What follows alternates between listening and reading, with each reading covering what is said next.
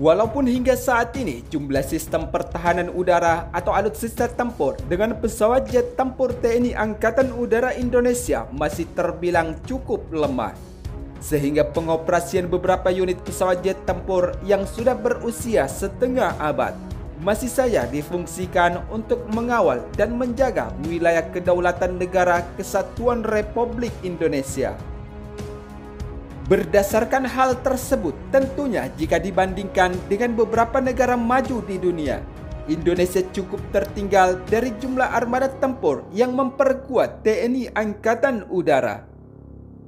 Namun hal tersebut tidak lantaran membuat Indonesia harus berdiam diri tanpa harus memperkuat kekuatan armada tempur udaranya atau bersiap siaga dari aksi maupun penyerangan yang tak terduga oleh musuh.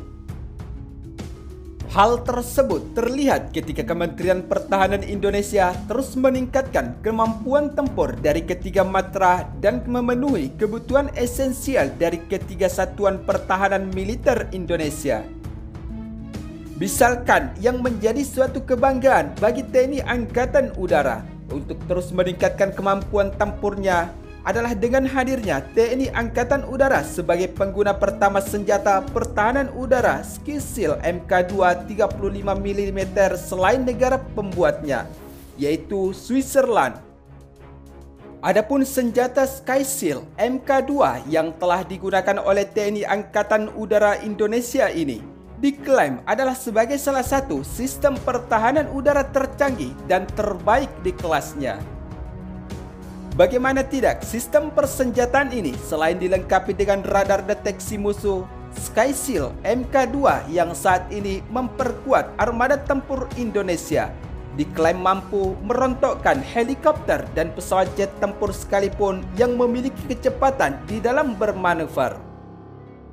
Sementara itu, berdasarkan lansiran sumber media informasi militer terkait, senjata Skysil Mk2 ini dibuat pada tahun 2014 oleh pabrikan senjata Swiss Oerlikon Contrafes Rheinmetall sebagai salah satu kebutuhan armada tempur udaranya. Di sisi lain, adapun Sky Missile Mk2 atau Skysil Gun Missile dibeli oleh TNI Angkatan Udara Indonesia demi untuk memenuhi kebutuhan Paskasau melengkapi satuan jajaran sebagai senjata pertahanan udara yang akan dioperasikan oleh Detasemen Pertahanan Udara yaitu Denhanud Paskas. Selain itu, Skysil Gun Missile adalah merupakan sistem pertahanan udara titik short range air defense yang mempunyai jangkauan peluru sejauh 4.000 meter dengan muntahan 1.000 peluru per menit dan jarak kecepatan amunisi rata-rata 1050 meter per detik yang tentu saja dengan kecepatan yang dimiliki oleh senjata Skysil ini mampu membuat jet tempur ataupun serangan rudal musuh yang masuk ke wilayah pertahanan udara Indonesia hanya memiliki 10% kemungkinan untuk lolos.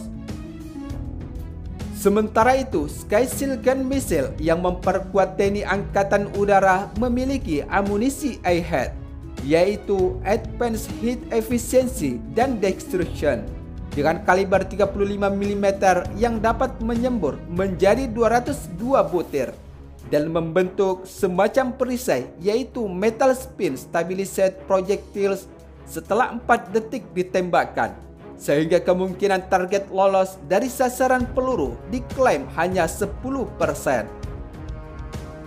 Di sisi lain, untuk satuan firing unit Skysil Gun Missile ini terdiri dari 2 unit meriam revolver kaliber 35 mm dengan 1,38 inci, 1 sistem sensor pengendali radar, dan 1 pos komando secara terpisah, serta dilengkapi dengan 2 rudal darat ke udara jenis Chiron buatan Korea Selatan yang sudah terintegrasi dengan Skysil Gun System sehingga mampu membuat jangkauan radar lebih luas dan efektif, sehingga sekaligus mengembangkan pertahanan titik menjadi pertahanan wilayah atau area. Selain itu, Skysil Gun Missile Mk2 ini juga dapat ditempatkan di mana saja sesuai kebutuhan dengan sistem mobile serta menggunakan 4 truk yang sudah dilengkapi dengan derek. Masing-masing truk memuat satu pos komen, 2 meriam revolver 35 mm, dan satu sistem sensor kendali atau radar. Sedangkan Chiron dapat ditempatkan hingga sejauh 5 km dari komen pos Sky Shield Gun Missile. Sementara itu, di sisi lain, berdasarkan sumber media informasi terkait lainnya, saat ini Sky Shield Gun Missile Mk2 bidik TNI Angkatan Udara Indonesia ini ditempatkan di Denhanud 47 Paskas Halim Perdana Kusuma, Denhanud Paskas Lanut Supadio Pontianak, dan Denhanud Paskas Lanut Sultan Hasanuddin, serta masing-masing dilengkapi dengan satu baterai yaitu firing unit. Sedangkan personel yang mengawakinya sudah mendapat pelatihan sebanyak 20 personel, terdiri dari 12 personel Paskas, 4 personel Depo, 60 Selamo Lanut Iswajudi, dan Depo Har 50 Lanut Adi Sumarmo Solo. Selain itu, sistem persenjataan Sky Shield Gun Missile yang digunakan oleh Angkatan Udara Indonesia. Saat ini Sky Shield Mk2 juga telah digunakan sebagai sistem persenjataan kapal perang atau TNI Angkatan Laut Indonesia dalam mengawal dan menjaga wilayah laut maritim zona ekonomi eksklusif Indonesia.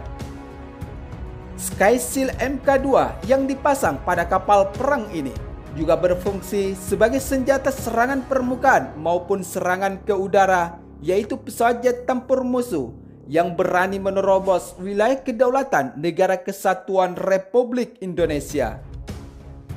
Namun selain Sky Shield Gun Missile Mk2 35 mm yang turut memperkuat armada tempur TNI Angkatan Udara Indonesia atau melindungi wilayah udara Indonesia dari serangan musuh yang bisa saja melengsek ke wilayah vital pertahanan Indonesia.